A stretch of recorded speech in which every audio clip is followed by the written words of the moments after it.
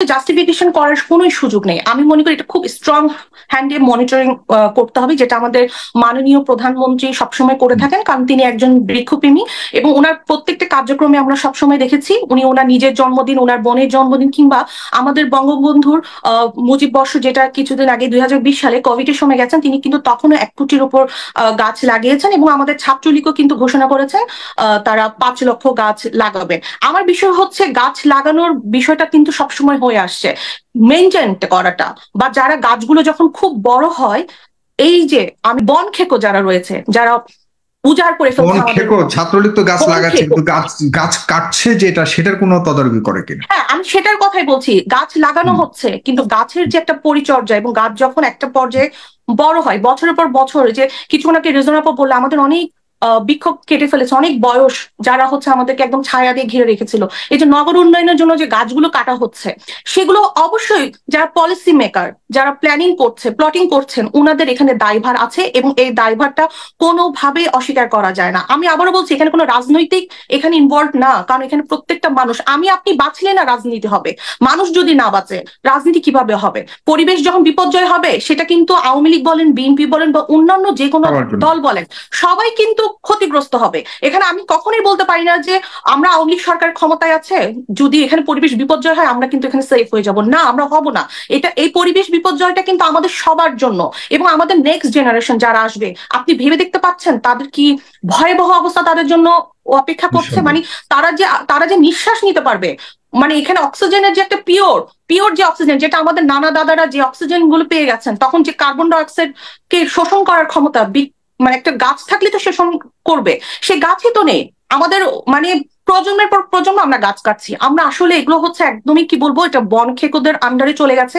আপনি দেখেন বাংলাদেশের 25% গাছ, মানে একটা বনাঞ্চল থাকতে হবে বাংলাদেশে, কিন্তু আমরা যদি জরিপগুলো দেখি, আমি কোনো জায়গায় দেখছি 17%, কোনো জায়গায় দেখছি 15%, কোনো জায়গায় দেখছি 9%। আসলে এই যে পার্সেন্টেজ গুলো, সেগুলোও তো ঠিকভাবে হিসাব হচ্ছে না। এই জরিপগুলো যারা সঠিকভাবে করতে পারছে না, তাদেরকে সেই জায়গায় কেন রাখা হচ্ছে? সেই জরিপগুলো যারা ভুলভাল আমাদেরকে ইনফরমেশন গুলো দিচ্ছে, সরকারি ভাবে হোক বেসরকারি ভাবে হোক, যারা এই ভুল তথ্যগুলো সোশ্যাল মিডিয়া থেকে শুরু করে আমাদের সাধারণ জনগণের মাধ্যমে যারা স্প্রিড করছে, তাদের বিরুদ্ধে ব্যবস্থা নিতে হবে। এখানে আসলে সরকারের একার পক্ষে বা আমার বা আপনার একার পক্ষে কিছুই করার নেই, এখানে আমাদেরকে সমষ্টিগতভাবে করতে হবে। এখন রাজনৈতিক কথা যদি আসে, যদি রাজনৈতিক কথা আপনি বলেন যে আওয়ামী লীগ সরকার ক্ষমতায় আছে, গাছ কতটুকু লাগিয়েছে? আওয়ামী লীগ সরকার কিন্তু প্রতি বছরই গাছ রোপণ করে। কিন্তু আমার প্রশ্ন হচ্ছে, তো আওয়ামী লীগ সরকার ফ্যাক্ট না, বিএনপিরও ফ্যাক্ট আছে, তারা তো বিরোধী দলে আছে, তারা কি মনিটরিং করতে পারছে না যে সরকারি দল কতটি গাছ লাগিয়েছে, কিংবা তারা কেন গাছ লাগাচ্ছে না? তারা কেন উদ্যোগ নিচ্ছে না যে আমি আজকে আমাদের একটা বিশেষ দিনে আমরা আজকে 15,000 গাছ লাগাবো, আমরা আজকে 10,000 গাছ লাগাবো? বিএনপিও তো সেই কাজটি করতে পারে, কিন্তু তারাও করছে না। তারা কিন্তু শুধু মানে সরকারি দল কি করেছে সেই হিসাবে আছে, সরকারি দল কি করেছে সেই হিসাব না করে তারা নিজেরাও গাছ লাগাক এবং যারা এই বন বিভাগের সাথে থেকে দুর্নীতি করছে তাদেরকে নিয়েও কথা বলুক। আমি চাই বিরোধী দলের একটা স্পষ্ট মতামত, একটা স্ট্রং অপিনিয়ন থাকুক, কারণ বিরোধী দল কাদেরকে বলা হয়েছে? সরকার দল যদি কোনো কিছু একটা লুফলস থাকে, বিরোধী দলের কাজ হচ্ছে সেটা করার সমালোচনা করা। কিন্তু সবসময় বিরোধী দল কি করে? আওয়ামী লীগ এটা করেছে, আওয়ামী লীগ দুর্নীতি করেছে, আওয়ামী লীগ দেখেন আমাদের দেশে দুদক কিন্তু স্বাধীন, আমাদেরকে বলা হয়েছে বাংলাদেশ দুদক কিন্তু স্বাধীন, তাদেরকে কিন্তু স্বাধীনভাবে কাজ করতে দেওয়া হয়। কিন্তু বন বিভাগকে স্বাধীনভাবে সবচেয়ে বেশি কাজ করতে দেওয়া উচিত, তাদের কোনো বিষয় হস্তক্ষেপ করা উচিত না। আপনি আমাদের সুপ্রিম কোর্টে দেখেন, মাননীয় সুপ্রিম কোর্টে কিন্তু প্রায় দেখা যায় আমাদের এখানে পিআইএল হয়। পিআইএল গুলো হয়, ধরেন একটা বনাঞ্চল ধ্বংস করা হচ্ছে, তাদের বিরুদ্ধে পিআইএল একটা হলো, একটা রিট হলো, হ্যাঁ, সেই রিটটা বিভিন্ন মাধ্যমে, যে কিছুদিন আগে আমি একটা রিট উপস্থিত ছিলাম, সেখানে দেখলাম আমাদের শ্রদ্ধেয় সিনিয়র মঞ্জুর মোর্শেদ স্যার, তিনি একটা পিআইএল করেছেন, পাবলিক ইন্টারেস্ট লিটিগেশন। সেই পিআইএল তিনি পাহাড়ের একটি জনপদ, যেখানে কাপ্তাই লেক ভরাট হয়ে যাচ্ছে, কাপ্তাই লেকের মধ্যে আপনার ঘর বাড়ি হচ্ছে, সেখানে প্রচুর বনাঞ্চল ছিল। কারণ আমরা সবাই জানি বাংলাদেশের পাহাড়ি অঞ্চল, সেগুলোতে একটা বনাঞ্চলের ভালো পরিমাণে, সেখানে আমাদের পুরো বাংলাদেশকে কিন্তু সার্ভাইভ করায়। সেই বনাঞ্চল কেটে ফেলা হচ্ছে, সেখানে এই যে সেগুনের ব্যবসা, এই যে আসবাবপত্র তৈরি হয়, সেখান থেকে যে আসবাবপত্রগুলো বের হয়ে আসছে, একটা বন বিভাগ, বাংলাদেশ বন বিভাগ কিন্তু ছোট্ট কোনো একটা বিভাগ না, এটা একটা বৃহৎ একটি বিভাগ। গভর্নমেন্ট কিন্তু প্রতি বছর তাদেরকে বিপুল পরিমাণ অর্থ দিয়ে তাদেরকে লোক নিয়োগ করেছে, জনবল নিয়োগ হয়ে আছে, সে বনকে সংরক্ষণের জন্য তারা দায়িত্বে আছে। কিন্তু দেখেন বন কোথায় সংরক্ষিত হয়ে আছে? তারা পাচার করে দিচ্ছে বিভিন্ন মাধ্যমে। যেমন আমি যতটুকু জানি, পাহাড়ে একটি কাঠ যখন পাচার করতে হয় সেখানে মাননীয় প্রধানমন্ত্রীর পক্ষে তো সম্ভব না প্রত্যেকটি জায়গায় গিয়ে উনি বসে বসে মনিটরিং করবে। উনি তো মনিটরিং করার জন্য নিয়োগ করেছেন, তিনি কিন্তু তার ডিপ্লয়েড যে প্রশাসনিক যে চেইন রয়েছে তাদের একটা বড় ফেইলিউর, তাহলে সেই দায়িত্ব তাকেই নিতে হবে। প্রশাসনিক ফেইলিউর আছে। আপনি যখন জহির ইসলাম সাহেব বলেছেন যে সবকিছু কিন্তু সরকারের দায়িত্ব, আসলে সবকিছু সরকারের উপর দিয়ে দিলে পরিবেশটা টিকবে না, সবকিছুই সরকার একা দেখতে পারবে না। এখানে আমার, আপনার, আমাদের সবার কিছু না কিছু ভূমিকা আছে। উনি বলেছেন যে বুশরাকে নাকি সিটি কর্পোরেশন নিয়োগ করেছেন। আমার মনে হয় এই বিষয়টা আজকে আতিক সাহেব ক্লিয়ার করেছেন। না না না না, এটা কেউ বলেনি, এটা জহিরুল সাহেব বলেছেন। তো এটা ক্লিয়ার করেছেন যে তাকে একটা রক ফাউন্ডেশন ইউএসএ থেকে মানে তার নিয়োগটা হয়েছে। এবার এই জন্য আপনি একটা সুন্দর কথা বলেছেন যে এই সময় কিন্তু গাছ লাগালে বাঁচে না। আসলে গাছ লাগানোর সিজন তো বর্ষাকাল, এটা আমরা জানি। 1984 সালে কিন্তু প্রধানমন্ত্রী শেখ হাসিনা একটি কথা কিন্তু তার নেতা কর্মীদের উপর আদেশ দেওয়া আছে, যেটা 1985 সাল থেকে কার্যকর, যে প্রত্যেক আষাঢ় মাসে প্রথম সপ্তাহে 3টি করে গাছ লাগাতে হবে। এটা শেখ হাসিনার নির্দেশনা। সেটা একটা ওষুধি গাছ লাগাতে হবে, একটা বনজ গাছ লাগাতে হবে, একটা আপনার নর্মাল গাছ লাগাতে হবে। এটা কিন্তু শেখ হাসিনা একটা নির্দেশনা দেওয়া আছে, আষাঢ় মাসে 3টি করে প্রত্যেকটি মানুষকে গাছ লাগাতে হবে। এছাড়া আমি যে বারবার বলছি, গাছ লাগালে তো হবে না, গাছগুলোকে তো পরিচর্যা করতে হবে। এই যে ছাত্রলীগের একটা, আমি ছাত্রলীগের সব ভালো কাজ দেখেন। আমি একটা কথা বলতে চাই, আরো আমাদের কিন্তু অনেক রাজনৈতিক দল আছে, বিএনপির ছাত্র দল আছে বা শিবির আছে, জামাত আছে, তারা কিন্তু কেউ গাছ লাগানোর জন্য এগিয়ে আসেনি। ছাত্রলীগ কিন্তু প্রথম গাছ লাগানোর জন্য এগিয়ে আসছে। এই জন্য অবশ্যই আমি তাদেরকে সাধুবাদ জানাই। সে সাথে আমার তাদের প্রতি একটা পরামর্শ থাকবে, সেটা হচ্ছে আমরা বিভিন্ন কমিটি দিই ছাত্রলীগ গাছ না।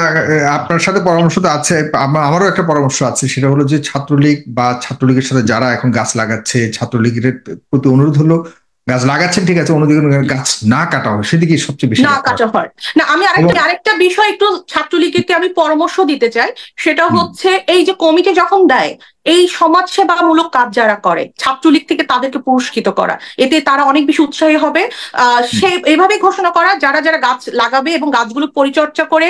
আজকে ধরেন এই কমিটি গাছ লাগিয়ে গেল, সাদ্দামদের কমিটি গাছ লাগালো, কিন্তু আগামী যে নেক্সট যে কমিটি আসবে তার কাজ হচ্ছে এই কমিটির গাছগুলোকে রক্ষণাবেক্ষণ করা এবং একটা রিপোর্ট দেওয়া। মানে এটা হচ্ছে একটা রিপোর্ট দেওয়া যে এত এত % আমরা গাছ লাগিয়েছি এবং সেই গাছগুলোকে আমরা কিন্তু বাঁচিয়ে রাখতে পেরেছি, কিংবা আমরা তাকে এখন পর্যন্ত গাছগুলো বাংলাদেশে আছে, গাছ যেন না কাটে। এই জন্য একটু পুরস্কারের যদি ব্যবস্থা করা হয়, ছাত্রলীগের ছেলেমেয়েরা আরো বেশি উৎসাহিত হবে এবং তারা গাছগুলোকে রক্ষণাবেক্ষণ করবে। এবং কমিটির দেওয়ার ক্ষেত্রে এই যে আমরা বিভিন্ন পোস্ট পদবিধি, সেগুলো একটু মাথায় রাখতে হবে, যে ছাত্র রাজনীতি করলে তো হবে না, সেটাকে কিভাবে আমাদের বাংলাদেশের মানুষ সহায়ক হবে, কাজ করতে পারবে। যেমন আমাদের সেমিনারের অভাব, দেখুন ছাত্রলীগ কিন্তু চাইলে একটা সেমিনার করতে পারে, সুন্দর করে একটা ছাত্র সংগঠন যারা আছে সবাই মিলে যদি আমরা একটু বৃক্ষরোপণ অভিযান, বৃক্ষ নিয়ে যদি একটু সেমিনার করা হয়, সেখানে যদি আমাদের বাংলাদেশ ইতিহাস, কৃষ্টি, কালচার সবকিছু নিয়ে যদি একটু ডিবেট কম্পিটিশন গুলো হয়, ছাত্র রাজনীতিতে যারা আছে তাদেরকে যদি এই ধরনের কার্যক্রমগুলোতে একটু ইনভলভ করানো যায়, আমার মনে হয় তারা আরো বেশি তারা অবশ্যই মেধা সম্পন্ন, কিন্তু তারা আরো বেশি জাগ্রত হবে এবং তারা কাজে যে স্পৃহা, যে তাদের মধ্যে যে সুপ্ত বাসনাগুলো লুকিয়ে আছে, তারা কিন্তু সেগুলোকে প্রকাশ করতে পারবে। কারণ আপনার সেগুলো পড়াশোনার বাহিরে তো আসলে কিছু নেই, আপনার জানতে হয়, অনেক বেশি পড়াশোনা করতে হবে। এবং ছাত্রলীগে কিন্তু প্রধান কাজই হচ্ছে পড়াশোনা করা, এবং তারা একটা মহৎ উদ্যোগ নিয়েছেন 5 লক্ষ 10 লক্ষ গাছ লাগানো, গিনেস বুকে নাম ওঠানো। তাদের অবশ্যই প্রশংসা করছি, এবং এটা সারা রাত বলা যায় শেষ হবে না। কিন্তু এই যে গাছের ব্যাপারে তারা যে উদ্যোগটা নিচ্ছে, এটা অবশ্যই সাধুবাদ। এবং তাদের জন্য সেটাই বলছি যে পোস্ট পদবি দেওয়ার ক্ষেত্রেও তারা যেন এগুলো একটু মাথায় রাখে, যে কারা কারা মানবিক, মানে আমরা চাই ছাত্রলীগ সবসময় মানবিক থাকুক। ছাত্রলীগের বা ছাত্র সংগঠন, সরকার দলে যে কোনো সরকার থাকলে তাদের ছাত্র সংগঠনগুলির প্রমোশন দেওয়া হবে, কে কয়টা গাছ কাটলো, কে কয়টা দখল। জনাব আয়েশা সোনিয়া, আপনার কাছ থেকে শুনতে চাই আপনার কথা, একদম পুরোপুরি স্পষ্ট করতে চাইলেন। স্নিগ্ধা রিজওয়ানা, আপনি কতটা স্পষ্ট হলেন? আসলে সরকার কি যথাযথভাবে ভূমিকা পালন করছে কিনা, বিশেষ করে চিফ হিট অফিসার, তার অ্যাপয়েন্টমেন্ট, তার বেতন, তার দায়িত্ব, এ নিয়ে অনেক কুয়াশা রয়ে গেছে। যতটুকু বললেন স্নিগ্ধা রিজওয়ানা, আসলে কি তিনি যথাযথভাবে তার দায়িত্ব পালন করতে পারছেন কিনা বা করছে কিনা, কি মনে করেন আপনি? সে তো নাকি আমাদের দেশীয় অ্যাপয়েন্টমেন্টেড না, সে বহির্বিশ্বের, অন্য একটা দেশের সংস্থার অ্যাপয়েন্টেড। সো এই জায়গায় তো তার কাছ থেকে আমরা আসলে খুব বেশি চাওয়াটাও কতটা যৌক্তিক, কি মনে করেন? ধন্যবাদ সাগর ভাই। সেই সাথে রেজনাপুর এত সুন্দর বক্তব্য শুনে আমি আসলে কি বলবো ভাবছিলাম। হ্যাঁ, এখানে যারা আরো আমার সব আছেন যারা কোগেস্ট তাদেরকেও আমি ধন্যবাদ জানিয়ে আমি আমার আজকের বক্তব্য শুরু করছি। আসলে আমি পরিবেশ নিয়ে কথা বলতে গিয়ে না সবসময় অনেক বেশি মানে কনফিউজড হয়ে যায়।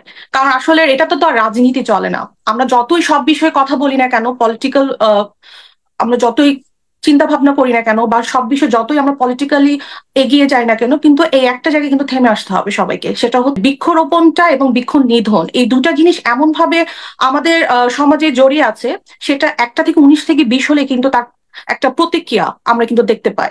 এখন দেখেন বাংলাদেশে যে হিট সিজন যেটা চলছে, বা রেজনা আপু অনেক সুন্দর করে বলেছেন যে আমাদের দেশে আপনার মানে পলিউশন থেকে শুরু করে যে গাছ অবাধিক কাটা হচ্ছে, বা আমাদের বুশাকে নিয়ে যে কথাগুলো বলা হলো, এখানে আমি কোনো কথাই ডিনাই করছি না, কিন্তু কিছু কথা আমিও বলতে চাই।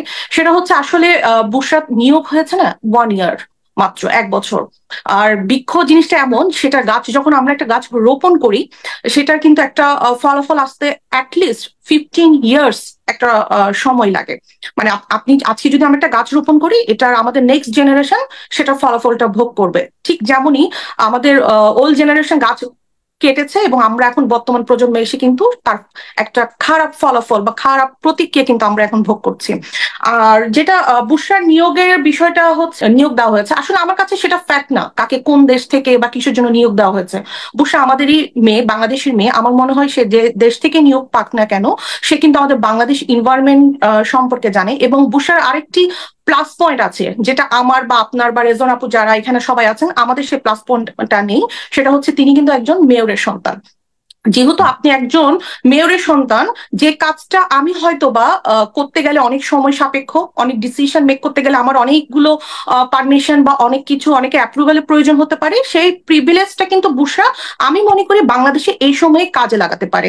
এবং সেই কাজে কিভাবে লাগাবে সেটা তার একটা প্ল্যান পলিসি থাকতে হবে। কারণ বাংলাদেশ এখন এমন একটা মুহূর্তে চলছে, মানে সোশ্যাল মিডিয়া বলেন আর মিডিয়া বলেন, এখন ক্লিক করলে কিন্তু আমরা সবকিছু দেখতে পাচ্ছি। যেমন গত 1 বছরের বুশরার যে অ্যাক্টিভিটিস, যেমন গত পরশু আমি পড়লাম, যেহেতু মিডিয়া এর আগে খুব বেশি প্রচার হয়নি, গত পরশু থেকে সম্ভবত বুশরার বিষয়গুলো মিডিয়ায় আসছে। এবং বুশরার বাবা আমাদের মেয়র, ঢাকা শহরের মেয়র আতিক সাহেব, তিনিও আজকে অনেক কিছু বলেছেন। এর আগে হয়তোবা মিডিয়া ওভাবে ওনারা বক্তব্য দেননি, বা ওনাদের কাজের যে একটা ফেরেসি, মানে জনগণকে তো আসলে দেখাতে হয় যে আপনি যখন একটা রাষ্ট্রের দায়িত্বে থাকবেন বা একটা কাজ করবেন, সে কাজগুলি কিন্তু জনগণও দেখতে চায় যে আপনি কি করছেন। আর এ ব্যাপারে আমি যেটা দেখলাম, গত 3 দিন থেকে মিডিয়া একটু সোচ্চার হয়েছে, তার বিষয়গুলো জানাচ্ছে। সেটা হচ্ছে গত আমি যেটা পরশু পড়লাম, সে প্রায় 15টি বস্তিতে সম্ভবত 5,000-এর মতো গাছ রোপণ করেছে, এবং সে সেখানে বিভিন্ন রকম কার্যক্রম পরিচালনা করছে। আর একটি কথা বারবার আসছে, জল কামান। আসলে জল কামান বিষয়টা না আমিও একটু কনফিউজ, কারণ আমরা দেখি গ্রীষ্মকালে নর্মালি বুশরা ছাড়াও আগেও, মানে বুশরা তো নিয়োগ হয়েছে 1 বছর, 1 বছর আগেও কিন্তু আমরা দেখেছি জল কামান দিয়ে মানে সিটির মধ্যে বিভিন্ন ভাবে বালু বা যে পরিবেশ ভারসাম্য রক্ষার জন্য বালুগুলো যখন উড়ে, জল কামান দিয়ে কিন্তু সে বালুগুলোকে রাস্তাকে একটু মানে এটাকে একটু ভিজে একটু রাখা হয়, যেন বালুগুলো না উড়ে মানুষের যেন একটা জনদুর্ভোগ যেন সৃষ্টি না হয়। জল কামানটা আসলে বুশরা এটা নতুন করেনি, এটা আগেও এসছে, কিন্তু কৃত্রিম উপায়ে বৃষ্টি দিয়ে গরম টাকে রিডিউস করা আমি মনে করি না যে এটা আসলে কোনো একটা ফলপ্রসূ। যেহেতু আমাদের বাংলাদেশে অনেক বছর ধরে গাছ কাটার একটা প্রতিযোগিতা, আমি বলবো গাছ কাটারই প্রতিযোগিতা, কারণ কে কার চেয়ে বেশি গাছ কাটবে, কে কার চেয়ে বেশি আপনার এখানে দুর্নীতি করবে, সেই কম্পিটিশনটা কিন্তু রয়ে গেছে। আর এখানে আমি আবার বলছি, এখানে কোনো সরকারি দল, বিরোধী দল বা সাধারণ মানুষ, আমাদের সবার এখানে কিন্তু একটা ভূমিকা রয়ে গেছে। আমরা সাধারণ মানুষের ভূমিকাটা সবচেয়ে বেশি, যে আমরা কিন্তু সুযোগ করে দিচ্ছি আমার বাসার পাশের গাছটা কেটে দেওয়ার জন্য। আমরাই কিন্তু নগরায়ন চাই, আমরাই কিন্তু সুযোগ সুবিধা চাই। এখন সুযোগ সুবিধা নিতে গিয়ে, নগরায়ন করতে গিয়ে, আমরা যখন ফ্ল্যাট প্লটে বসবাস করতে যাইবো, তখন কিন্তু এই গাছগুলো মানে কাটা হয়। এখন আমাদের যে প্ল্যানিং মেকার বা আমাদের যারা পলিসি মেকার রয়েছে, যারা যে দলই ক্ষমতা আসুক না কেন, আসলে যে বৃক্ষ নিধন গুলো হচ্ছে, সেগুলো তো একদিনে হয়নি, এগুলো বছরের পর বছর একটি প্র্যাকটিস হয়ে আসছে। তো সেই প্র্যাকটিস গুলো যারা তখন চেইন অফ কমান্ড ছিল, যারা সেখানে পলিসি গুলো মেকিং করেছেন, উনাদের আসলে আমরা আমরা আমরা এই জায়গাটাতে, সোনিয়া, এই জায়গাটাতে বারবার সবাই যারা সরকার দলের প্রতিনিধি থাকে আমার শোতে, তারা সবাই বলে যে এটা তো একদিন হয়নি, যুগ যুগ ধরে এসছে। নদী নালা খাল বিল পাহাড় পর্বত গাছপালা থেকে শুরু করে সব কাটার ক্ষেত্রে সরকার দলের, বিশেষ করে গত 14 বছর ধরে আওয়ামী লীগ সরকার ক্ষমতায়, তাদের দলের বিভিন্ন নেতা কর্মীরা কিন্তু দেখা যাচ্ছে যে এগুলি কাটার ক্ষেত্রে প্রভাব প্রতিপত্তি এবং ভূমিকা রাখছে।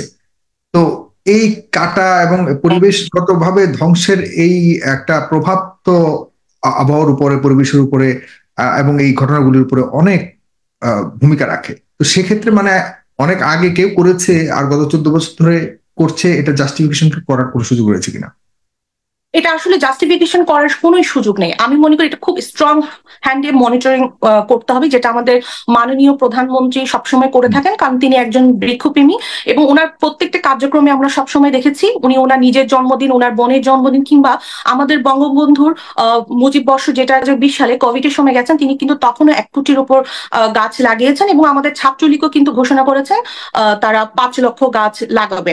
আমার বিষয় হচ্ছে গাছ লাগানোর বিষয়টা কিন্তু সবসময় হয়ে আসছে, মেনটেন করাটা, বা যারা গাছগুলো যখন খুব বড় হয়, এই যে আনখেকো যারা রয়েছে, যারা উজাড় করে ফেলছে আমাদের। ছাত্রলীগ তো গাছ লাগাচ্ছে, কিন্তু গাছ গাছ কাটছে যেটা, সেটার কোনো তদারকি করে কিনা? হ্যাঁ, আমি সেটার কথাই বলছি, গাছ লাগানো হচ্ছে কিন্তু গাছের যে একটা পরিচর্যা, এবং গাছ যখন একটা পর্যায়ে বড় হয় বছরের পর বছর, যে কিছুক্ষণ আগে রিজনেবল বললে আমাদের অনেক বৃক্ষ কেটে ফেলেছে, অনেক বয়স যারা হচ্ছে আমাদেরকে একদম ছায়া দিয়ে ঘিরে রেখেছিল। এই যে নগর উন্নয়নের জন্য যে গাছগুলো কাটা হচ্ছে, সেগুলো অবশ্যই যারা পলিসি মেকার, যারা প্ল্যানিং করছে, প্লটিং করছেন, ওনাদের এখানে দায়ভার আছে এবং এই দায়ভারটা কোনোভাবেই অস্বীকার করা যায় না। আমি আবারও বলছি, এখানে কোনো রাজনৈতিক এখানে ইনভলভ না, কারণ এখানে প্রত্যেকটা মানুষ, আমি আপনি বাঁচলে না রাজনীতি হবে, মানুষ যদি না বাঁচে রাজনীতি কিভাবে হবে? পরিবেশ যখন বিপর্যয় হবে, সেটা কিন্তু আওয়ামী লীগ বলেন, বিএনপি বলেন, বা অন্যান্য যে কোনো দল বলেন, সবাই কিন্তু ক্ষতিগ্রস্ত হবে। এখানে আমি কখনোই বলতে পারি না যে আমরা আওয়ামী লীগ সরকার ক্ষমতায় আছে, যদি এখানে পরিবেশ বিপর্যয় হয় আমরা কিন্তু এখানে সেফ হয়ে যাব, না, আমরা হব না। এই পরিবেশ বিপর্যয়টা কিন্তু আমাদের সবার জন্য এবং আমাদের নেক্সট জেনারেশন যারা আসবে, আপনি ভেবে দেখতে পাচ্ছেন তাদের কি ভয়াবহ অবস্থা তাদের জন্য অপেক্ষা করছে। মানে তারা যে নিঃশ্বাস নিতে পারবে, মানে এখানে অক্সিজেনের যে একটা পিওর যে অক্সিজেন, যেটা আমাদের নানা দাদারা যে অক্সিজেন গুলো পেয়ে গেছেন, তখন যে কার্বন ডাই অক্সাইড কে শোষণ করার ক্ষমতা, মানে একটা গাছ থাকলে তো শোষণ করবে, সে গাছই তো নেই আমাদের। মানে প্রজন্মের পর প্রজন্ম আমরা গাছ কাটছি, আমরা আসলে এগুলো হচ্ছে একদমই কি বলবো, এটা বন খেকোদের আন্ডারে চলে গেছে। আপনি দেখেন বাংলাদেশের 25% গাছ, মানে একটা বন বিভাগের প্রয়োজন আছে, বন একটা থাকতে হবে, আমাদের বনাঞ্চল থাকতে হবে বাংলাদেশে। কিন্তু আমরা যদি জরিপগুলো দেখি, আমি কোনো জায়গায় দেখছি 17%, কোনো জায়গায় দেখছি 15%, কোনো জায়গায় দেখছি 9%। আসলে এই যে পার্সেন্টেজ গুলো, সেগুলোও তো ঠিকভাবে হিসাব হচ্ছে না। এই জরিপগুলো যারা সঠিকভাবে করতে পারছে না, তাদেরকে সেই জায়গায় কেন রাখা হচ্ছে? সেই জরিপগুলো যারা ভুলভাল আমাদেরকে ইনফরমেশন গুলো দিচ্ছে, সরকারি ভাবে হোক বেসরকারি ভাবে হোক, যারা এই ভুল তথ্যগুলো সোশ্যাল মিডিয়া থেকে শুরু করে আমাদের সাধারণ জনগণের মাধ্যমে যারা স্প্রিড করছে, তাদের বিরুদ্ধে ব্যবস্থা নিতে হবে। এখানে আসলে সরকারের একার পক্ষে বা আমার বা আপনার একার পক্ষে কিছুই করার নেই, এখানে আমাদেরকে সমষ্টিগতভাবে করতে হবে। এখন রাজনৈতিক কথা যদি আসে, যদি রাজনৈতিক কথা আপনি বলেন যে আওয়ামী লীগ সরকার ক্ষমতায় আছে, গাছ কতটুকু লাগিয়েছে? আওয়ামী লীগ সরকার কিন্তু প্রতি বছরই গাছ রোপণ করে। কিন্তু আমার প্রশ্ন হচ্ছে, তো আওয়ামী লীগ সরকার ফ্যাক্ট না, বিএনপিরও ফ্যাক্ট আছে, তারা তো বিরোধী দলে আছে, তারা কি মনিটরিং করতে পারছে না যে সরকারি দল কতটি গাছ লাগিয়েছে, কিংবা তারা কেন গাছ লাগাচ্ছে না? তারা কেন উদ্যোগ নিচ্ছে না যে আমি আজকে আমাদের একটা বিশেষ দিনে আমরা আজকে 15,000 গাছ লাগাবো, আমরা আজকে 10,000 গাছ লাগাবো? বিএনপিও তো সেই কাজটি করতে পারে, কিন্তু তারাও করছে না। তারা কিন্তু শুধু মানে সরকারি দল কি করেছে সেই হিসাবে আছে, সরকারি দল কি করেছে সেই হিসাব না করে তারা নিজেরাও গাছ লাগাক, এবং যারা এই বন বিভাগের সাথে থেকে দুর্নীতি করছে তাদেরকে নিয়েও কথা বলুক। আমি চাই বিরোধী দলের একটা স্পষ্ট মতামত, একটা স্ট্রং অপিনিয়ন থাকুক, কারণ বিরোধী দল কাদেরকে বলা হয়েছে? সরকার দল যদি কোনো কিছু একটা লুফলস থাকে, বিরোধী দলের কাজ হচ্ছে সেটা করার সমালোচনা করা। কিন্তু সবসময় বিরোধী দল কি করে? আওয়ামী লীগ এটা করেছে, আওয়ামী লীগ দুর্নীতি করেছে, আওয়ামী লীগ দেখেন আমাদের দেশে দুদক কিন্তু স্বাধীন, আমাদেরকে বলা হয়েছে বাংলাদেশ দুদক কিন্তু স্বাধীন, তাদেরকে কিন্তু স্বাধীনভাবে কাজ করতে দেওয়া হয়। কিন্তু বন বিভাগকে স্বাধীনভাবে সবচেয়ে বেশি কাজ করতে দেওয়া উচিত, তাদের কোনো বিষয় হস্তক্ষেপ করা উচিত না। আপনি আমাদের সুপ্রিম কোর্টে দেখেন, মাননীয় সুপ্রিম কোর্টে কিন্তু প্রায় দেখা যায় আমাদের এখানে পিআইএল হয়। পিআইএল গুলো হয়, ধরেন একটা বনাঞ্চল ধ্বংস করা হচ্ছে, তাদের বিরুদ্ধে পিআইএল একটা রিট হলো, হ্যাঁ, সেই রিটটা বিভিন্ন মাধ্যমে, যে কিছুদিন আগে আমি একটা রিট উপস্থিত ছিলাম, সেখানে দেখলাম আমাদের শ্রদ্ধেয় সিনিয়র মঞ্জুর মোর্শেদ স্যার, তিনি একটা পিআইএল করেছেন, পাবলিক ইন্টারেস্ট লিটিগেশন। সেই পিআইএল তিনি পাহাড়ের একটি জনপদ, যেখানে কাপ্তাই লেক ভরাট হয়ে যাচ্ছে, কাপ্তাই লেকের মধ্যে আপনার ঘর বাড়ি হচ্ছে, সেখানে প্রচুর বনাঞ্চল ছিল। কারণ আমরা সবাই জানি বাংলাদেশের পাহাড়ি অঞ্চল, সেগুলোতে একটা বনাঞ্চলের ভালো পরিমাণে সেখানে আমাদের পুরো বাংলাদেশকে কিন্তু সার্ভাইভ করায়। সেই বনাঞ্চল কেটে ফেলা হচ্ছে, সেখানে এই যে সেগুনের ব্যবসা, এই যে আসবাবপত্র তৈরি হয়, সেখান থেকে যে আসবাবপত্রগুলো বের হয়ে আসছে, একটা বন বিভাগ, বাংলাদেশ বন বিভাগ কিন্তু ছোট্ট কোন একটা বিভাগ না, এটা একটা বৃহৎ একটি বিভাগ। গভর্নমেন্ট কিন্তু প্রতি বছর তাদেরকে বিপুল পরিমাণ অর্থ দিয়ে তাদেরকে লোক নিয়োগ করেছে, জনবল নিয়োগ হয়ে আছে, সে বনকে সংরক্ষণের জন্য তারা দায়িত্বে আছে। কিন্তু দেখেন বন কোথায় সংরক্ষিত হয়ে আছে, তারা পাচার করে দিচ্ছে বিভিন্ন মাধ্যমে। যেমন আমি যতটুকু জানি, পাহাড়ে একটি কাঠ যখন পাচার করতে হয়, সেখানে মানে মানে বাংলাদেশে অন্য জায়গায় সাপ্লাই করতে হয়, তখন বিভিন্ন ভাবে পারমিশন লাগে, জেলা পরিষদের পারমিশন লাগে, জেলা প্রশাসক মানে ডিসি সাহেবের পারমিশন লাগে, সেখানে বিভিন্ন ভাবে আর্মি বা পুলিশ যারা আছে সবার থেকে পারমিশন নিয়ে কিন্তু আপনার বাংলাদেশে সেই রপ্তানিগুলো হয়ে থাকে, যেগুলো কাঠ। কিন্তু চোরা কারবারি কিংবা পাচার যারা করে তাদের কার্যক্রম দেখবেন, তারা কিন্তু পারমিশন ছাড়া রাতের আধারে শুধুমাত্র কিছু টাকা পয়সা দুর্নীতি ঘুষ দিয়ে তারা কিন্তু বের হয়ে যাচ্ছে। এই যে এইভাবে পাচারগুলো হচ্ছে, সেগুলো রোধ করবে কারা?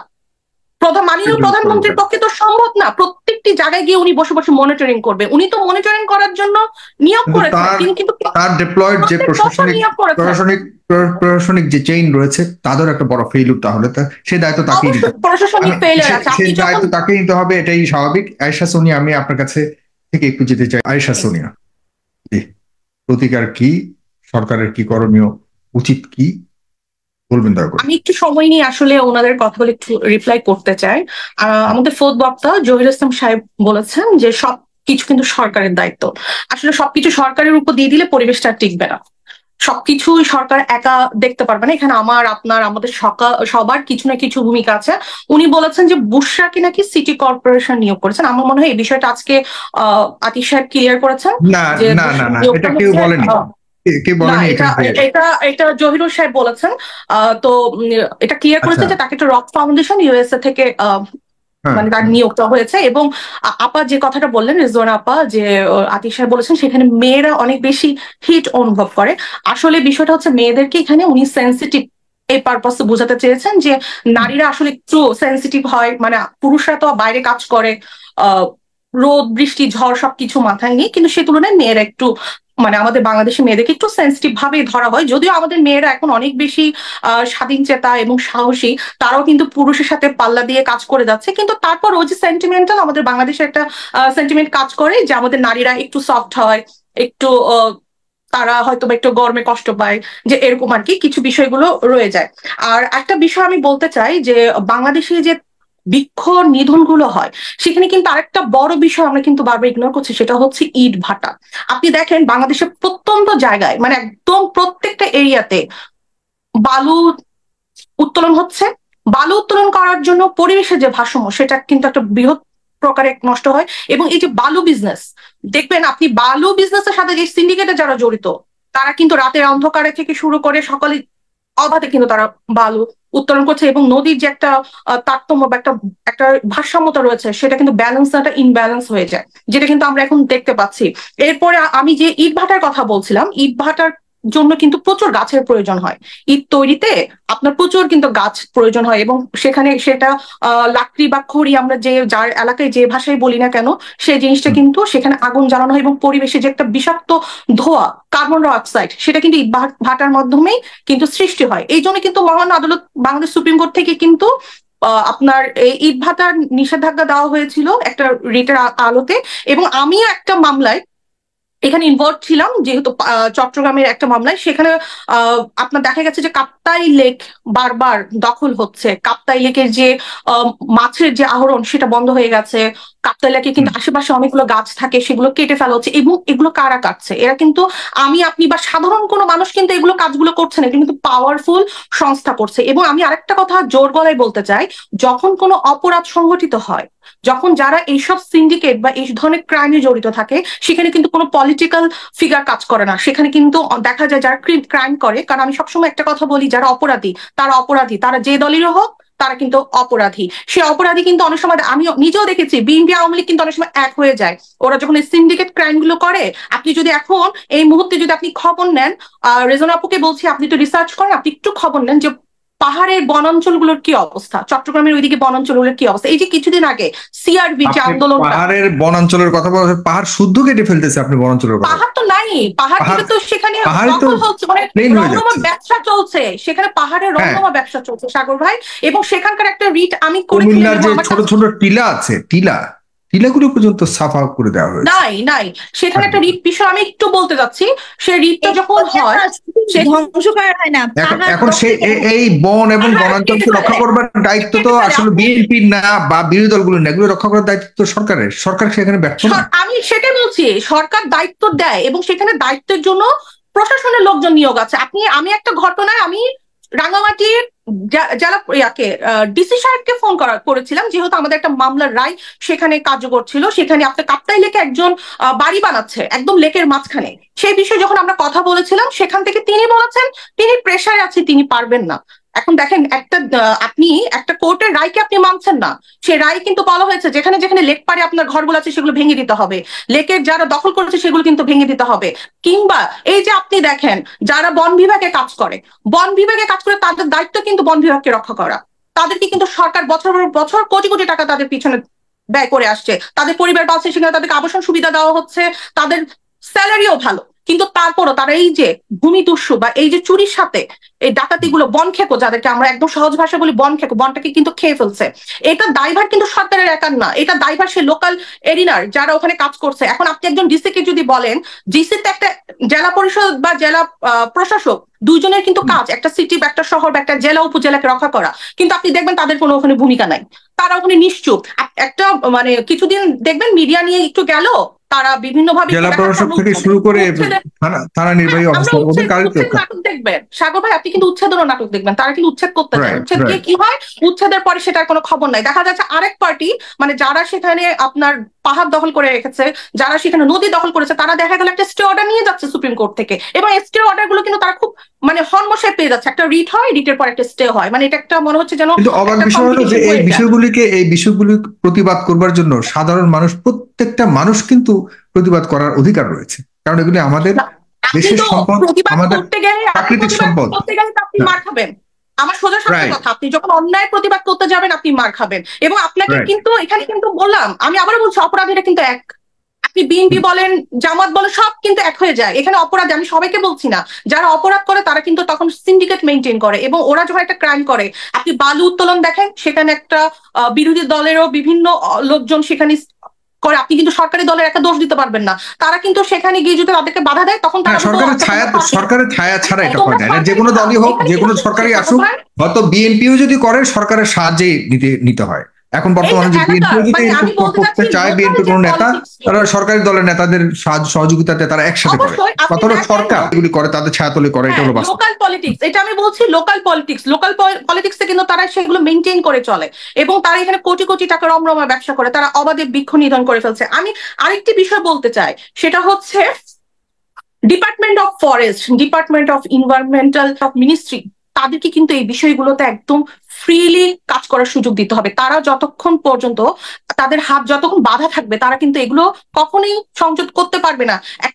তারা একটা বিষয় কমপ্লেন করলো, দেখা যাচ্ছে বিভিন্ন রকম ফোন, অমুকের ফোন তমুকের ফোন, তারা কাজ করতে পারে না। হ্যাঁ, পাওয়ারফুল ব্যক্তি কোত্থেকে এসে যায়। এই কাজগুলোর মধ্যে পাওয়ারফুল ব্যক্তিদেরকে মানে ইনভলভ করাটা একদম বন্ধ করে দিতে হবে। যদি কেউ এরকম করে থাকে, তাদেরকে মিডিয়াতে ফ্লাশ করে দিতে হবে যে এই ব্যক্তিগুলোর এই পরিবেশের জন্য কাজ মানে বন্ধ করার জন্য তারা সুপারিশ করছে।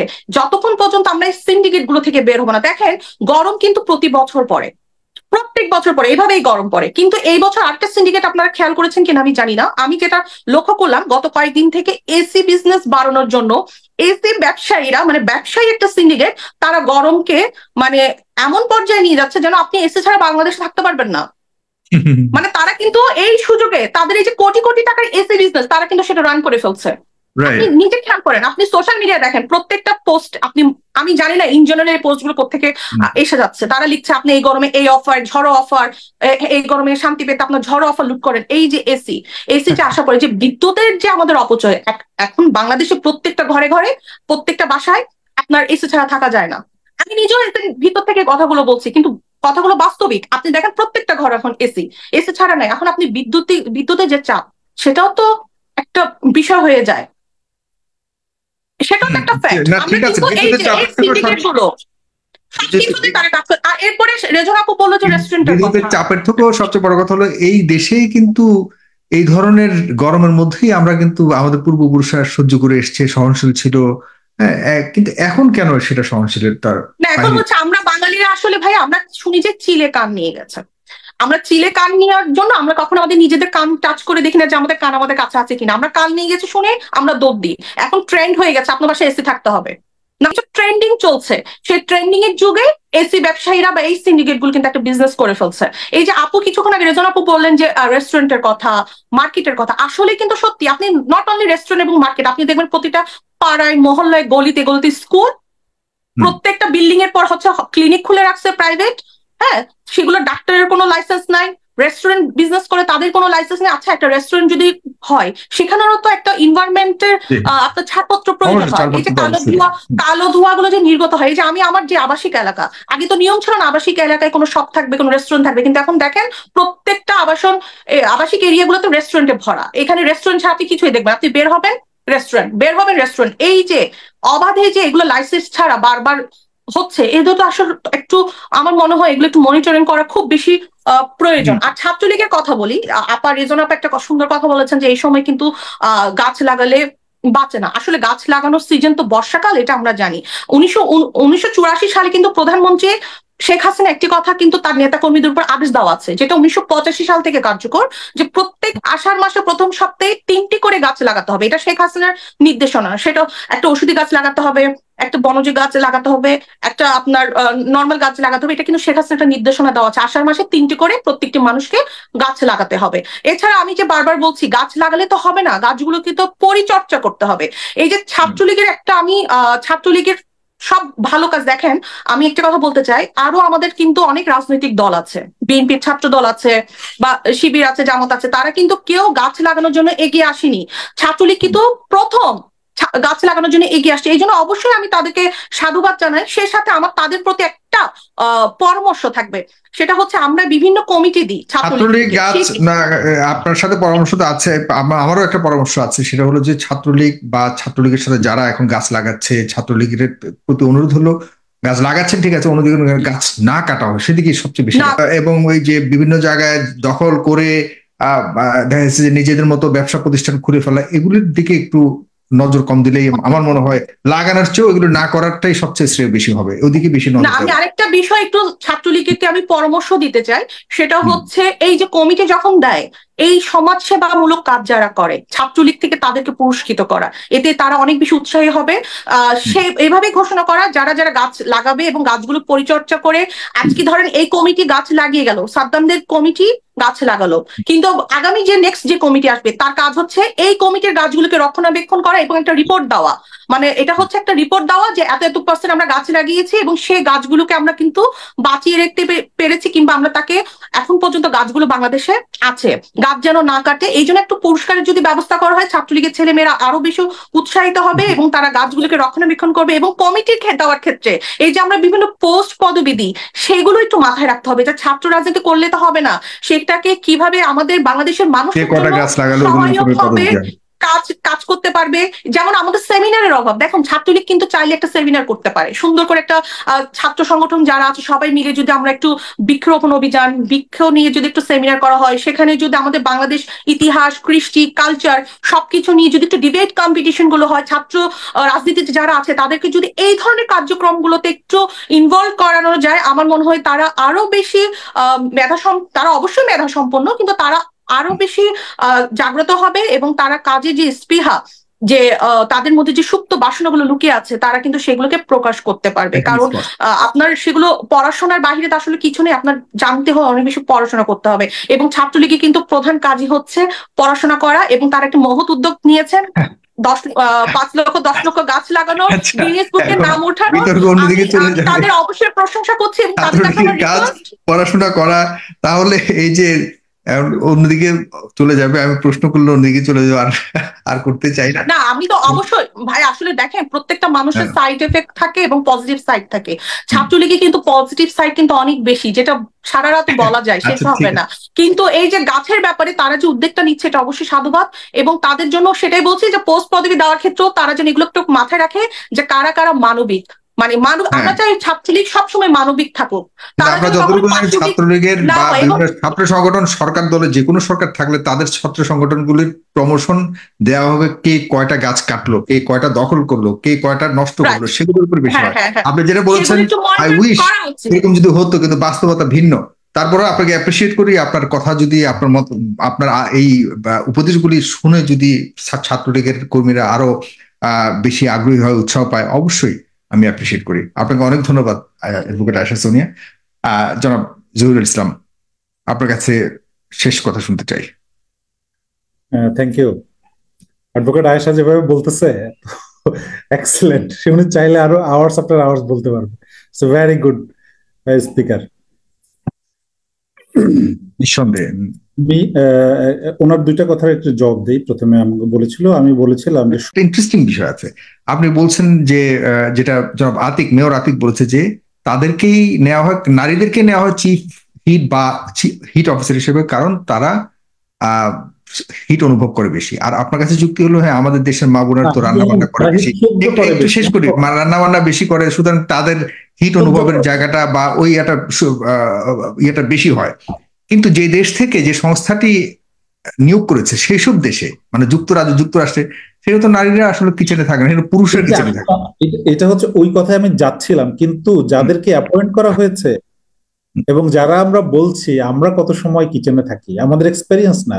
ফলে ওই কথাটা আসলে হয়তো উনি মজা করে বলেছেন, এটা কোনো সিরিয়াস ডিসকাশন না। তো যেহেতু উনি রেসপন্সিবল লোক, ওনার সব কথাই পিক হবে এবং এই জন্য আমরা পিক করছি, কথা বলছি। আসলে এখান থেকে আমাদের কিন্তু এটা একটু ইন্টারাপ্ট করি, এটা কিন্তু সত্যি 7 জন কিন্তু নারী হিট অফিসার নিয়োগ হয়েছে এবং এটা মানে ফাউন্ডেশন করেছে। মানে এবং এই কারণটা যেটা বলেছে গুরুত্বপূর্ণ, এটা ফান করে বলার কোনো সুযোগ নেই, কিন্তু তিনি জবাব দিয়েছেন খুব স্পষ্ট ভাবে যে 7 জনই নারী, কারণ হলো নারীরা হিট অনুভব করে বেশি। এটা কি যুক্তির মধ্যে পড়তে না? আসলে এখানে একটু আতিক সাহেবের মেয়েকে এমন ভাবে সোশ্যাল মিডিয়া ট্রোল করা হচ্ছে, উনি একটু বাবা হিসাবে কথাটা বলেছেন। আরেকটা বিষয় আমি একটু ইন্টারাপ্ট করতে চাই, এটা কিন্তু মির্জা ফখরুলও বলেছিল বুশরাকে দেখে কিন্তু তিনি হট অনুভব করে, মানে হিট অফিসারকে দেখে উনি নিজেও হট হয়ে অনুভব করে বলেন, আমরা তো হিটেড হয়ে গেছি দেখায়। হ্যাঁ, তো এই ধরনের না না না, এটা একটা বড় না। ওই আপনি যেভাবে বলেছেন যে ওনাকে দেখলে হিট হয়ে যায়, এটা আমরা মনে হয় আলোচনার বিষয় না। ইয়ে করে দেয়, উনি বলেছেন যে আমরা তো আরো হিটেড হয়ে যাচ্ছি, মানে আমরা তো আরো বেশি গরমে পড়ে যাচ্ছি, ব্যাপারটা এরকম। আমরা এটাকে এখানে এইভাবে আর কি আতিক সাহেব যেভাবে বলেছেন, রাইট ডেফিনেটলি না, ওখানে বলা আতিক সাহেবের বিষয়টা হলো হয়তো এরকম ভাবে বলার সুযোগ প্রশ্ন আসে কিনা যে উনি শুধুমাত্র মানে নারীদেরকে না দিয়ে যদি পুরুষদেরকেও রাখতেন তাহলে হয়তো একটা ব্যালেন্সও হতো, আরো কাজ করার মানে ইয়াটা আরো বেশি এক্সপান্ড হতো, আরো সুযোগ বাড়তো, এরকম প্রশ্ন আসতে পারে সেই জায়গাটা।